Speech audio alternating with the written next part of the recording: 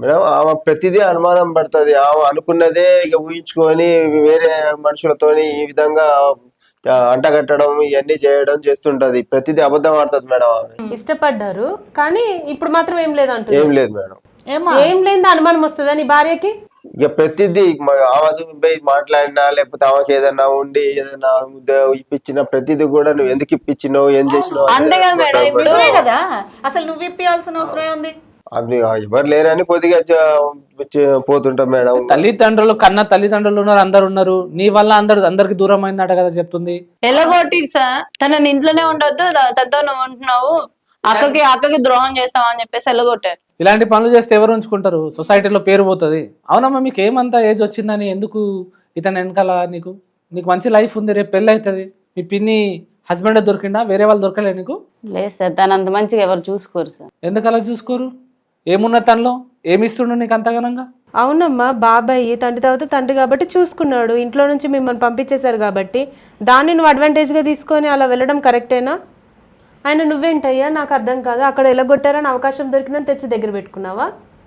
ఇంకా మళ్ళీ అవకాశం దొరకదని? అట్లా ఏం లేదు మేడం, ఆమె చెప్పేదాన్ని అబద్ధాలే. నేను చెప్పేది అబద్ధమా? మరి నువ్వు పోవట్లేదా? నువ్వు అడిగిన దానికి తను ఫోన్ చేయట్లేదా? చేయాలని చూస్తున్నావు ఏదో మొత్తం అబద్ధాలు ఆడు మాకు నా దగ్గర. ఇక్కడ మీరు ఇద్దరు కలిసి చెప్పు. ఏమో పెళ్లిలో పోయినప్పుడు నీకంటే బాగుంది ఆమె అని చెప్పిన, అదే పట్టుకున్నది. సార్ పెళ్ళి అయిన తర్వాత బాగుందంటేనే వినని లోకము, అసలు వినదు, ఏ భార్య అని వినదు. నువ్వు పెళ్లి చూపులకు పోయినప్పుడు నీకన్నా బాగుందని ఎలా చెప్పగలిగావయ్యా? చెప్పిన మంచి కాంప్లిమెంట్ అన్నాడు, ఇచ్చేసాడు మేడం. అసలు ఏంటి మేడం నాకు అర్థం కావట్లేదు. కాంప్లిమెంట్ తో వచ్చిన కష్టం, కాంప్లిమెంట్ తో వచ్చిన కష్టం ఇది. నిన్ను ఎవరేమన్నాడయ్యా కాంప్లిమెంట్? అదే పట్టుకొని ఎప్పుడు ఆమె నీకు నచ్చది ఆమె. సరే నువ్వు పట్టుకొని ఊళ్ళాడుతున్నావు, మరి పొద్దున్న లేసి ఎందుకు ఫోన్ చేస్తుంది? నువ్వు అది తీసుకురా, నాకు ఇది తీసుకురా అని ఎందుకు అని అంటది? Service bye.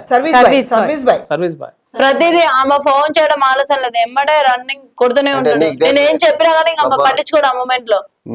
ఇంట్లో కూడా అన్ని తీసుకొచ్చి పెడతానే ఉన్నా కదా. నువ్వు తెచ్చుకోపోరా, నీ డబ్బులు ఇస్తాను, నువ్వే తెచ్చుకోపో అని అంటాడు.